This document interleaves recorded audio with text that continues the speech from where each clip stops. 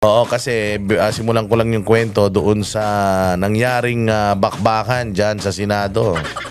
Oo, dahil itong si Tito Soto noong siya ini-interview, ang lakas ng loob magsalita.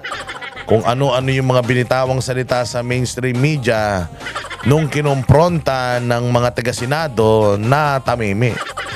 Ginulpi siya, mga bossing. Ginulpi siya nung mga miyembro ng minority. Sila Alan Peter Cayetano, si Robin Padilla, Bato de la Rosa, Jingoy Estrada, Villanueva. Talagang ginulpi siya, kinulata siya.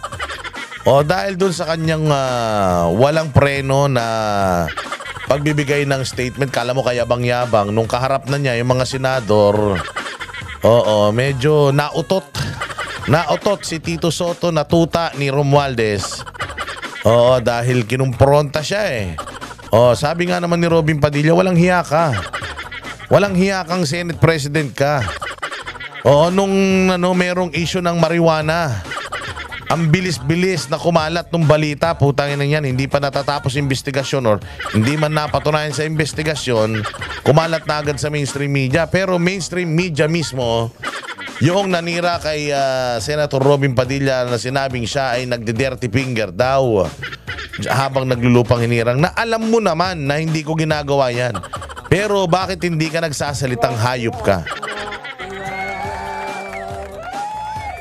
So doon nataranta siya eh. Sabi ni Robin Padilla ba naman eh, kayo lahat dito, putang ina nyo, kung gusto nyo, gusto nyo, magkamatayan tayo rito. Pagdating sa relihiyong ko, kahit mamatay ako dito, natarantang mga gago.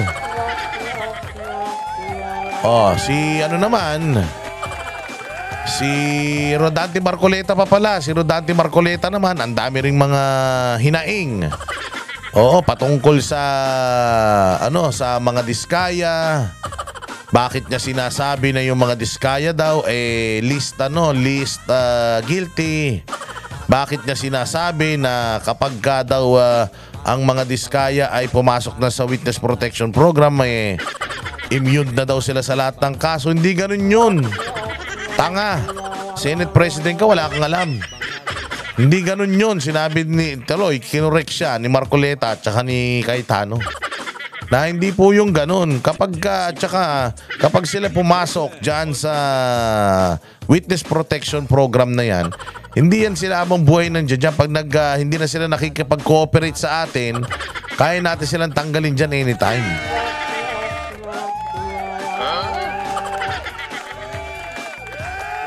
Bobo talaga itong si Tito Soto.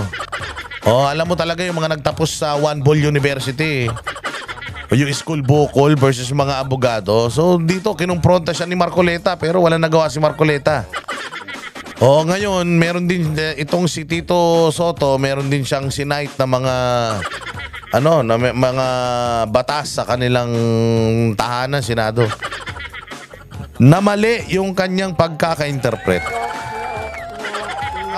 Bopols.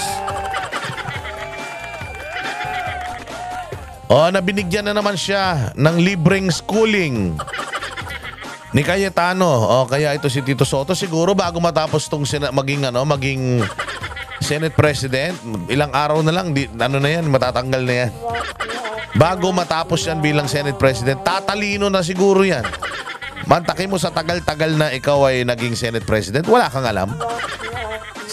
Naging Senate President din yan panahon ni Pangulong Duterte. Sa tagal-tagal mong senador, 5 beses ka naging senador, tas tanga ka.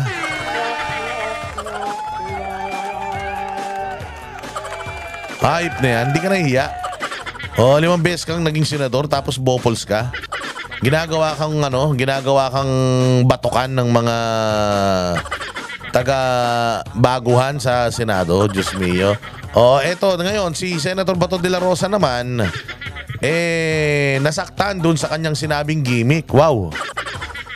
Kasi tinawag daw na gimmick lang, mamatay kayo sa sama ng loob.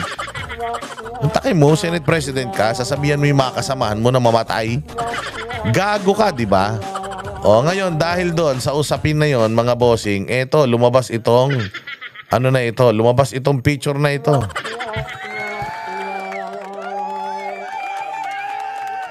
Nagalit siya kasi sinabi ni Senator Bato de la Rosa na itong Senado hindi to noontime show na puro gimmick lang. Malinaw naman yung pagkakasabi ni Bato noontime show na puro gimmick. Puro gimmick naman talaga noontime show 'Di ba? Puro gimmick. Ngayon nagalit itong si Tuta Asoto. Tuta na aso pa. Nagalit siya at kinumpronta niya si Bato. Ano sinasabi mo dun? Na noontime show. Ano sinasabi mo noontime show? Di ko na lang pinatulan. Pinatulan mo sana. Ngayon, pag ikaw nagsasalita ka sa media, tuwan-tuwa ka. Pero kapag ikaw, hindi ka mabiro, ganon. Oo, ang tama naman kasing avenue para magkupalan kayo, yung Senado. Ginamit ni Bato de la Rosa yung Senado para magkaintindihan kay lahat. Para masabi niyo yung lahat ng gusto niyo, hindi sa media. Ang ina niyan. Nagalit siya kay Bato de la Rosa bakit daw ginamit yung noontime show. Ito na naman sinabi nitong tanga na to. Yung Itbulaga daw mas marami pang natulungan kaysa sa Senado. Bay, gago ka pala Bobo ka pala Natural, putang ina nyo, yung Itbulaga nyo, kaya maraming natutulungan yan dahil pinagkakitaan nyo naman yung mga tinutulungan nyo. Gunggong. Pinakamatagal na nanilbi ang senador sa kasaysayan ng Pilipinas. 5 beses na bilang naging senador. Since 1992, senador ka na, tanga ka pa rin hanggang ngayon. Bugok ka, tumanda ka na, wala kang alam. Maraming natutulungan ng Itbulaga. Programa yan may kinikita yan. Kumikita yan mula sa mga endorsement, patalastas. Tsaka sa mga amuyong, abuloy. Ano yan show yan Kabuhayan nyo yan. Kaya nga hindi nyo binibitawan yan dahil dyan kayo yumaman Sa paggamit sa mga taong tinutulungan nyo para kumita kayo ng pera Gago ba kayo? Tanginan nyo. Buti sana kung non-profit yung inyong show. Walang patalastas. Talagang lahat bigay lang ng bigay. Mantakin mo, ganito ka kabopols, papareha mo o itatapat mo ang Itbulaga sa Senado. Gago. Gumagawa ba kayo ng batas sa Itbulaga? Puro nga lang kayo patawa dyan dahil mga payaso kayo dyan Kaya nga kayo nagpapatawa dyan dahil mga payaso kayo. Kaya nga kayo kumukuha ng mga patalastas para kumita kayo Di ba? Kaya nga kayo kumukuha ng mga artista dyan para tulungan kayo mairaos yung show nyong walang kakwenta-kwenta. Para kumita kayo ng pera Tapos ihahambing mo sa Senado ang Itbulaga.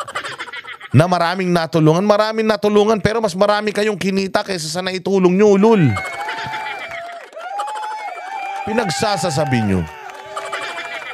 Saan na kayo magyabang kapag wala na kayong kinikita dyan? Yung kayo nag-aabono. Oo, hindi. Bilang isang senador, alam ko naman mahal mo yung Itbulaga. Oo, alam ko naman mahal mo yan. At din yan, parte ng kabataan namin yan. Pero para ihambing mo at parang ipamukha mo pa sa tao na mas marami kayong natutulungan. Ulul, bakit? Gobyerno ba yung Itbulaga? Etong Senado gumagawa ito ng batas at nakapakipakinabang sa buhay ng Pilipino. Kayo, may batas ba kayong ginawa sa Itbulaga?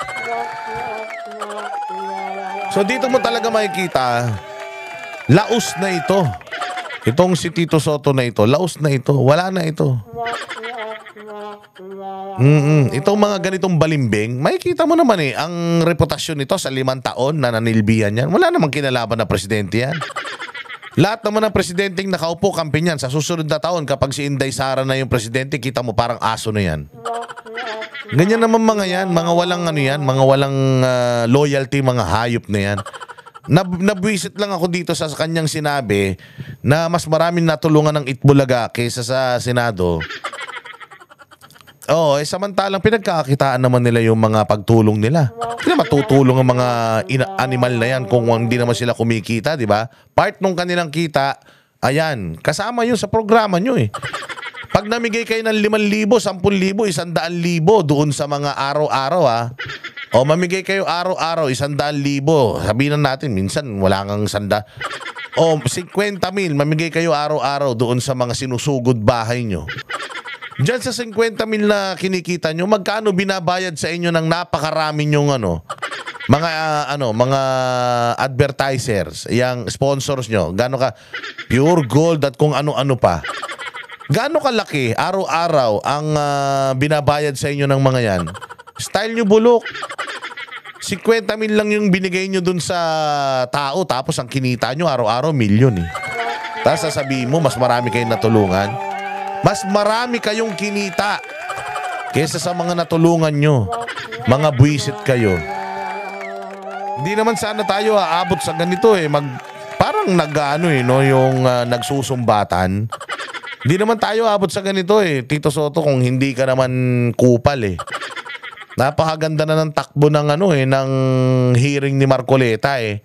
Tapos biglang pinalitan mo na ni Panfilo Lacson. O kita mo, imbis na may hearing kanina, imbis na may hearing kahapon, Lunes, walang hearing. Bakit? Sinira ng putragis na ito eh.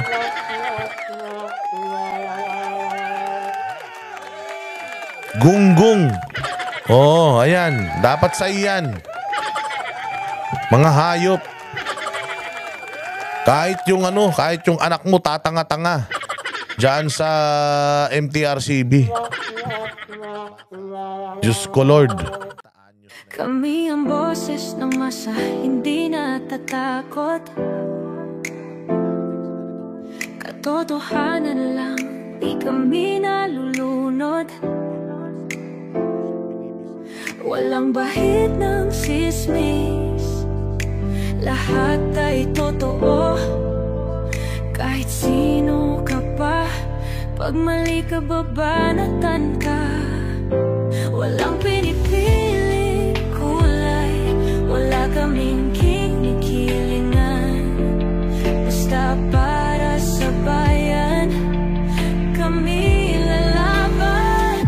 Pagdama palakpakan, pag mali banatan. Di matitinag, di matatakot, para sa bayan tuloy ang sigaw. Sa harap ng kamera, walang halong takot. Mga baluktot, lahat kayo'y tutok.